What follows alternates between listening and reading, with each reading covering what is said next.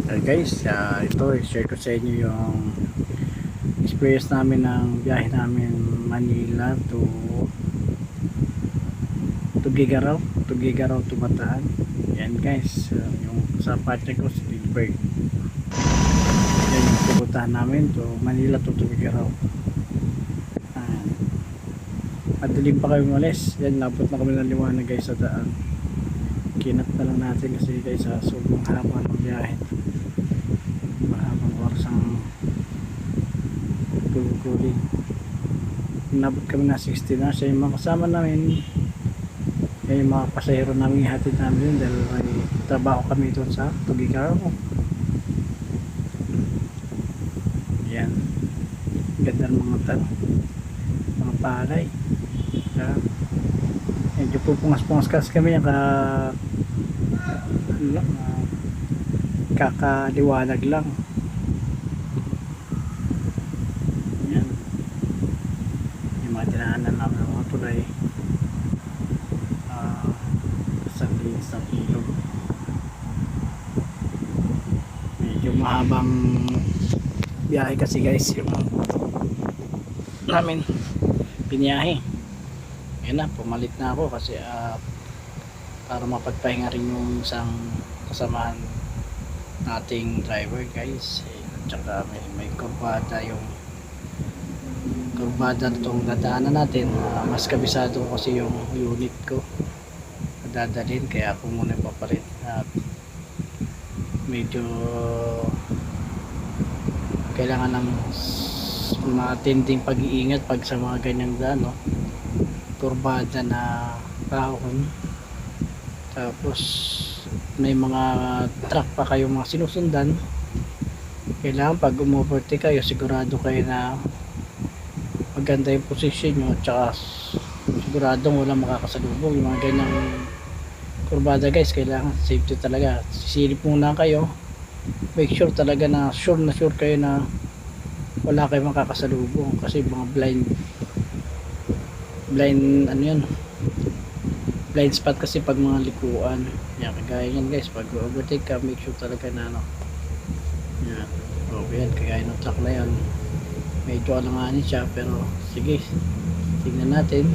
Malanganin na ako kaya hindi ko tinuloy kasi alanganin na yung truck. Pag sinundan ko pa yun, sigurado may makakasalubong yan, kagaya yan, may mga motor kasing biglang makakasalubong. Tapos ito kasi mabagal na to, truck na to kasi paakon talaga yan, tapos mabigat pa yung kanyang karga, kaya doble ingat ka dyan. Silip ka muna ng maigi bago ka papasok, or mag-antay ka na lang ng time na maka-overtake ka. Sa bigat ng ano yan guys, hindi naman makakapersa yan, kagaya yan, no? Kita ko na yung overtaken ko, papasok, kailangan mabilis din yung bagan mo, kailangan mabilis din yung pag overtake mo para hindi ka abutan mga kasalubong. Tignan mo po, zigzag yan guys sa parte niyan, sa Santa Fe. Yan yung daan ng Santa Fe, zigzag yan. Pag di maiwasan yan guys na yung magkakasunod yung truck, na pila-pila yung truck, talagang kailangan mong umovertake yun. Nakita ko na medyo ayun, in-overtakean din tayo ng truck, medyo hindi niya tayo nakita na umovertake tayo. Sa part yan guys, pupungas-pungas na ako, syempre nag-aagaw na kasi yung ano yan, antok, tsaka yung pagod. Mga bandang alas 11 na yan guys, ipa alas 12 na ganun time na yan, kaya medyo masakit-sakit sa mata. Inabot kami ng alas 12 ng alauna kami ng madaling araw munis, tapos dumating ang Santa Fe yung mga ganyang oras, alas 12 ng tanghali. Ayan, so, mahirap ang overtake kasi pag pila-pila yung mahabang truck, mahaba yung kukunin mong timing, ma-overtake ka na mahaba, ganyan. Yan guys, nagpapagspag pa ng konti. Kahit pa paano yan, may tanghali na may pagpag pa. Sa bundok kasi yan, nasa gitna yan. Ang kalsada nasa gitna ng bundok. Delikado kasi sa Santa Fe kasi yan nga yung ano, ahon, kurbada, ahon baba yan. Kung maka-experience kayo pumunta rito, mapadaan sa ganyang lugar, doble ingat na lang. Make sure talaga na nasa condition yung truck or sasakyan nyo, nasa condition din ng driver para iwas disgrasya. Pag mga ganyang sitwasyon guys na yun nga, maraming truck na sa harapan nyo, kailangan nyo dyan ng mahabang pasensya. Mag-aantay kayo, no-choose talaga kayo na mag-antay para maka-overtake. Kung papansin nyo guys, kung kanina papunta ko na yan, hindi ako mabasta maka-overtake. Okay guys, ayan, ayan na. Dito lang tayo dyan guys kasi yun nga, tupod na yung traffic nyan. Yan yung pagkakataon na para makaihi tayo yan. Yan. Diretso tayo sa tunnel. May tunnel guys. Tapos yun na nga mo. Yun, tupod talaga yun sa party niyan kasi ngayon no, papansin nyo yung tilaw na yung likod ng truck na yan. Kaya nakapasilusunan kasi mahirapan tayo mag-overtake. Tsaka mahaba yan, pila-pila, puro sila truck. Ang mahaba. Ayun lang dyan. Basta maka-overtake guys. Yan, dito ko susubukan sa kanan. Kasi may, ano yan, may spasyo. At ginagawa yung part na yan. Kaya pala may mahabang traffic dyan. Yan guys, yung ating ano, traffic oh. Kulay pula na yan, yung haba, yun yung haba ng traffic na dadaanan natin. Ang haba nun guys, mga ilang kilometer din yun. Tapos yung takbo lang ng ano, sasakyan, talagang gapang. Iba talaga daan dito sa Santa Fe. Tapos mayroon pa mga ginagawang kalsada, expected mo talaga na tutukod ang mga driver sa haba ng biyahe papuntang Tugigaraw. Yan, may mga umovertake na kotse. Yun, maling-mali yung pagka-overtake nila. Dapat kasi hindi sila pumipilit ng gano'n. Nasunod-sunod na sila. Gusto ko rin sanang sumunod dyan kaso alanganin ako, ayaw ko mga baka maabala pa tayo. Silip lang muna tayo dyan guys. Silip-silip lang, tamang silip lang. Pag mabigyan tayo ng pagkakataon saka tayo na overtake.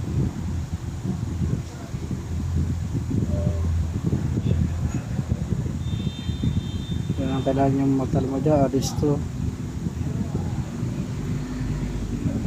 Kabisado ko dapat yung sasakyan nito para hindi ka mahirapan ano. Sa part na to guys, kabisado ko yung unit kasi unit ko na yun, matagal ko na siyang hawak. Yan na guys,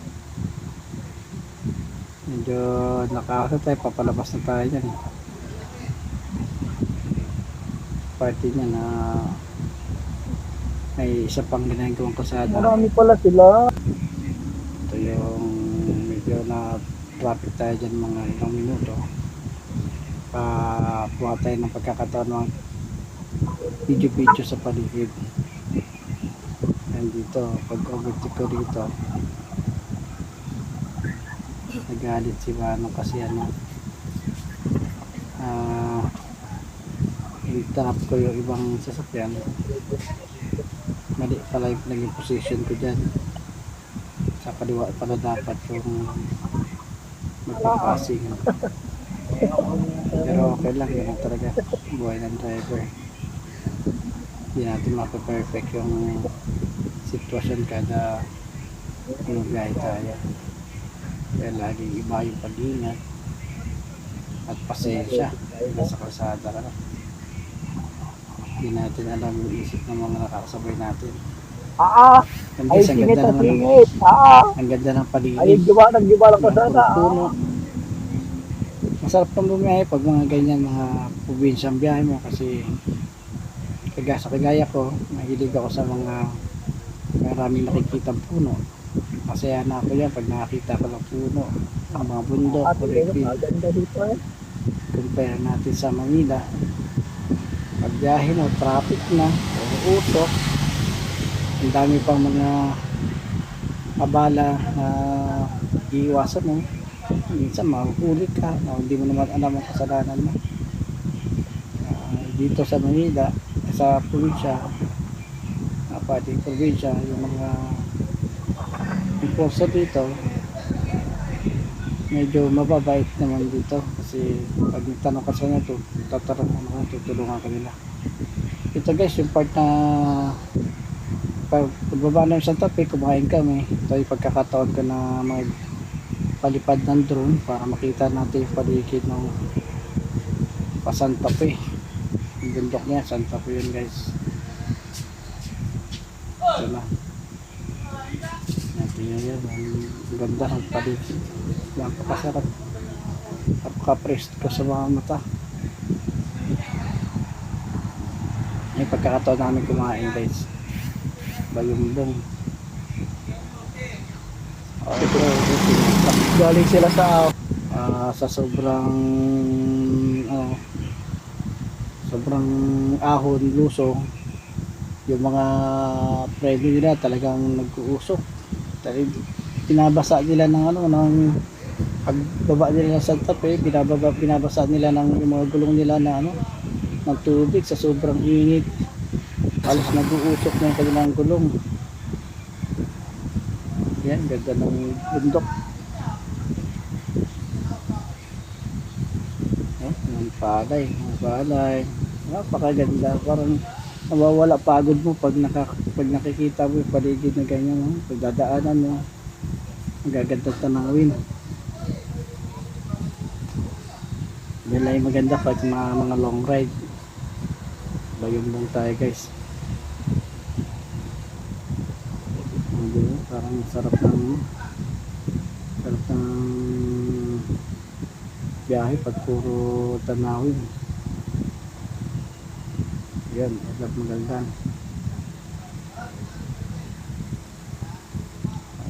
Sarap ng parang nalilimutan mo mga problema pag nasa biyahe kang ganyan, tapos wala direct ko lang na tapos ang bango ng dyan guys, ang bango ng simoy na dahil sa amoy ng palay.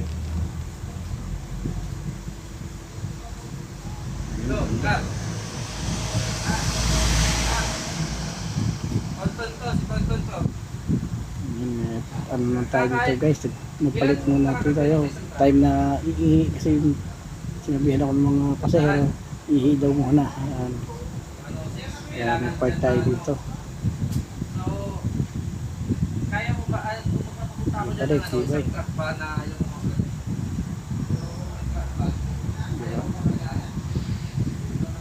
Diretso lang, diretso lang kasada, mahaba-habang diretso. Check natin mga kasamahan natin guys, parang puyat pagod na rin sila sa biyahe pa lang, pagod na, hindi pa nagtatrabaho yan guys, pasahero pa lang. Kami pa kaya driver na yan, ganyan, puyat pagod na rin sa haba ng biniyahe namin. 16 hours na biyahe namin yun.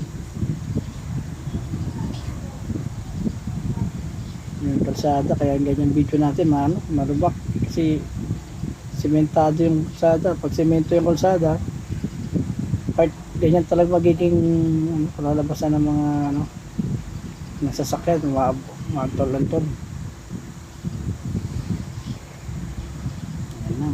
May bandang ilagan, pati na ng ilagan ng guys dito na to.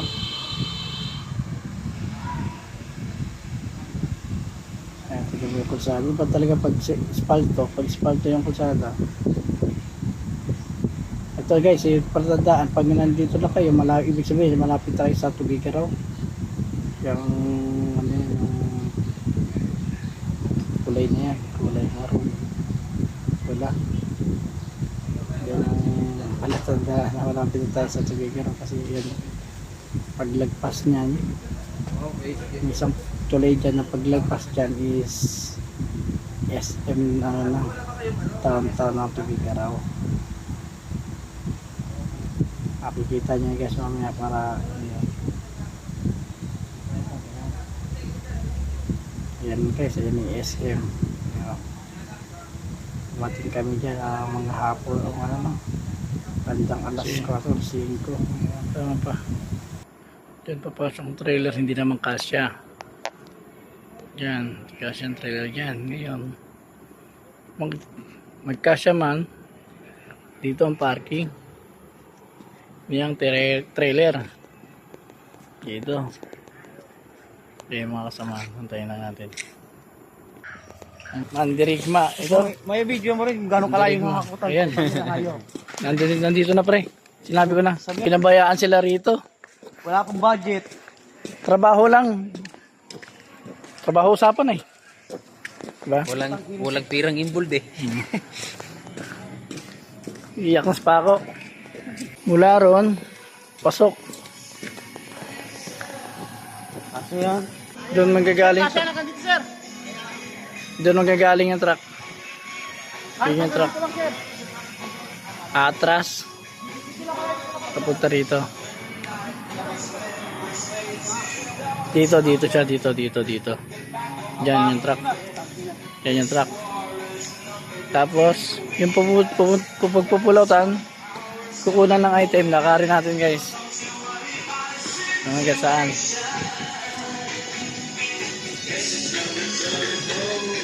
Parking nila.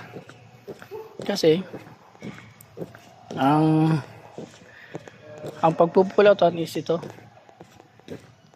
Ang kukuha ng item ito. Yan. Ang problema, naglalakad pa gano'n yung tao, yung hakutin pag ganyan. Papunta ron. Andun, yung pinto. Yun yung pinto. Doon ang bukas. Pinto. Tapos maglalakad pa gano'n. Hakot-hakot yung mga gamit.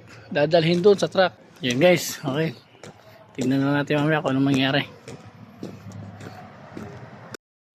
Ayan guys. Tignan natin yung mga kasama natin.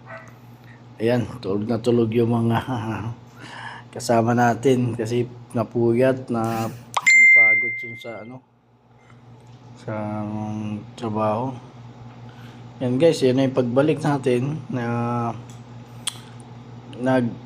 nakakuha tayong pagkakataon para mag-drone. Yun, kasi nauna tayo sa truck tapos para kumain. Yan yung mga kainan dyan is yun nga, yung pansit na sinasabi nilang sikat na pansit sa lugar na. Ayun guys, yung pansit pastil yun yan guys. Yan, ganda ng view guys.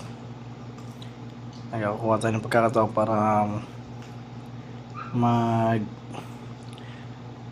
shoot tayo ng drone, air shoot ng drone para sa ere. Yan, ang ganda guys. Yung kalsada, haba niya, habang tapos yung pala paligid niya, puro kabahayan din. Yan, puro kabahayan. Yung nagdodrone tayo dyan guys is yan, yung umorder pa lang tayo ng pagkain habang inaantay natin yung truck na ating kasama. Syempre kailangan din natin sila isipin kasi nagugutom din sila. Nasa hulihan lang sila. Buti tayo medyo malitang dala natin, may advantage tayo para sa parking. Sila hindi sila basta-basta makapag-park dahil trailer yung dala nila. Yan, ito guys yung part na kakain na kami kasi naka-order na kami at saka advance order kami.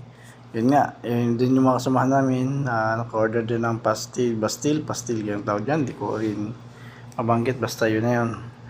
Ayan guys, ayan yung itsura ng pancit. Masarap at saka talaga masarap.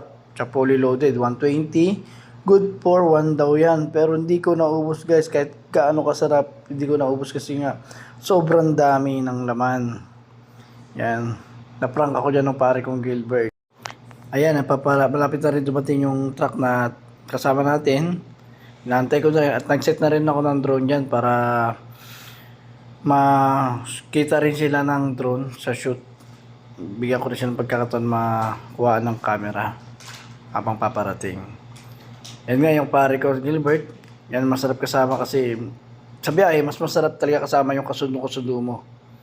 Walang problema. Yan yung part na yun guys. Yun na nga, yung dumating na yung truck. Nagpapatras na si paring Delirio. Jimab Delirio. At yung driver niya ay si Florben Pinobio.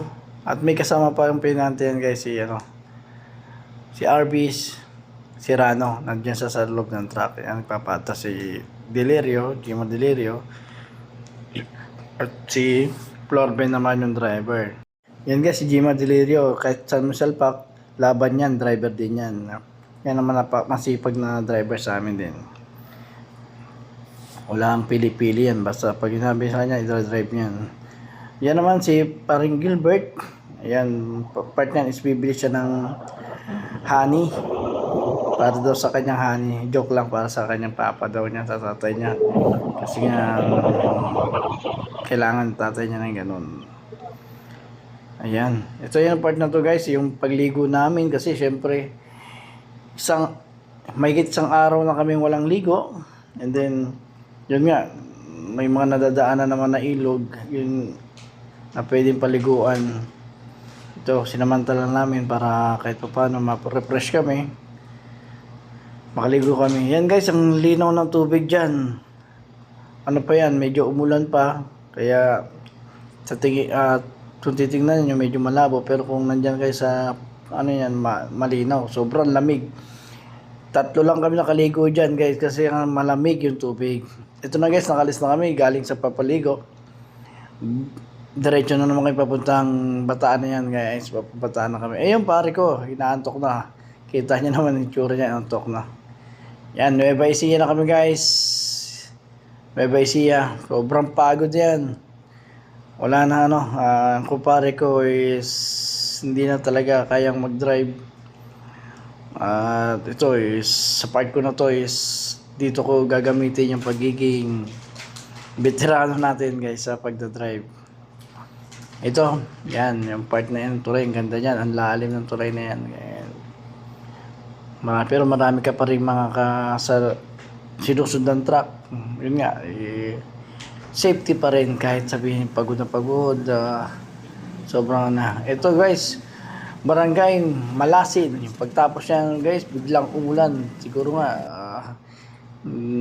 nagkataon lang, minalas tayo sa daan pero umulan. Napaka-traffic yan yung sa daan na yan na binigay sa atin ni Google Map.